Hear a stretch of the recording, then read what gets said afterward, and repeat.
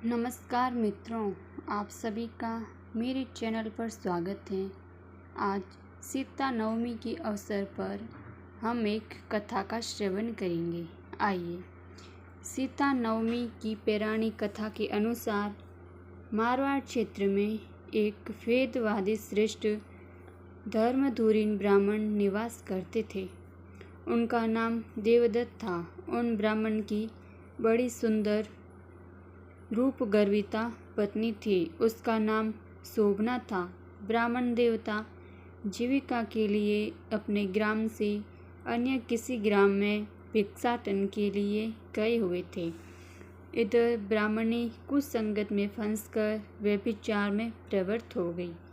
अब तो पूरे गांव में उसके निंदित कर्म की चर्चाएं होने लगी, परंतु उस दुष्टा ने गांव ही जलवा दिया। दुष्कर्मों में रत रहने वाली वह दुर्बुद्धि मरी तो उसका अगला जन्म चांडाल के घर हुआ।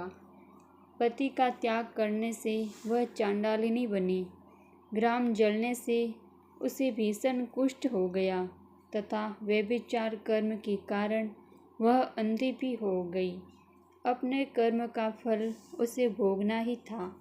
इस प्रकार वह अपने कर्म के योग से दिनों दिन दारुण दुख प्राप्त करती हुई देश देशांतर में भटकने लगी। एक बार देवयोग से वह भटकती हुई कौशलपुरी पहुंच गई। संयोगवश उस दिन वैशाख मास शुक्ल पक्ष की नवमी तिथि थी, जो समस्त पापों का नाश करने में समर्थ है। सीता नवमी के पावन उत्सव पर भूख प्यास से व्याकुल वह दुखियारी इस प्रकार प्रार्थना करने लगी, हे सज्जनों, मुझ पर कृपा कर कुछ भोजन सामग्री प्रदान करो, मैं भूख से मर रही हूँ। ऐसा कहती हुई वह स्त्री श्री कनक भवन के सामने बने 1000 पुष्प मंडित स्तंभों से गुजरती हुई उसमें प्रविष्ट हुई। उसने पुनः पुकार लगाई, भैया, कोई तो मेरी मदद करो, कुछ भोजन दे दो। उसे तुलसी एवं जल प्रदान किया। वह पापिनी भूख से मर गई, किंतु इसी बहाने उसे सीता नवमी का व्रत पूरा हो गया। अब तो परम कृपालिनी ने उसे समस्त पापों से मुक्त कर दिया। इस व्रत के प्रभाव से वह पापिनी निर्मल होकर स्वर्ग में आनंद पूर्वक अनंत वर्षों तक रही।